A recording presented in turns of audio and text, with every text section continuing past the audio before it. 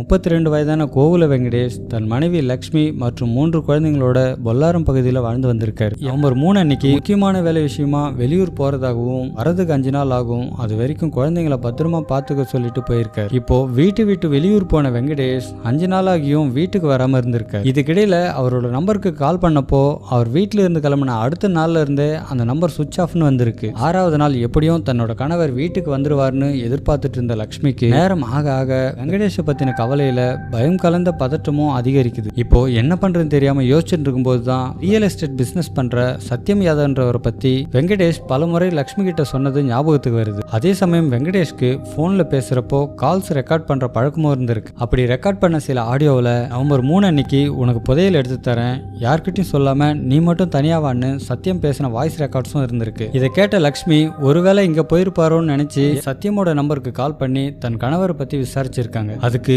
எதிர்முனையில பேசின சத்யம் லக்ஷ்மியோட கேள்விக்கு சரியா பதில் சொல்லாம மழுப்பி இருக்கான். இப்போ இவங்க கிட்ட இருந்த வாய்ஸ் ரெக்கார்ட்ஸை பிளே பண்ணி காட்டினதும் அடுத்த நிமிஷமே பதறி அடிச்சு பதில் பேச ஆரம்பிக்கிறான். அப்படி அவன் பேசினப்போ ஒரு ஸ்டேஜ்ல வெங்கடேஷ் தேடி போலீஸ் ஸ்டேஷன்லாம் போக வேண்டாம், அதுக்காக நீங்க கேட்கிற பணத்தை நான் தரதாவும் சொல்லியிருக்கான். இதை கேட்ட லக்ஷ்மி சத்யம் தான் வெங்கடேஷ் ஏதோ பண்ணியிருக்கான்னு சந்தேகப்பட்டு இன்னும் பயந்து போறாங்க. இதனாலதான் இனிமேலும் தாமதிக்க வேணான்னு போலீஸ் ஸ்டேஷன் வந்ததா சொல்றாங்க.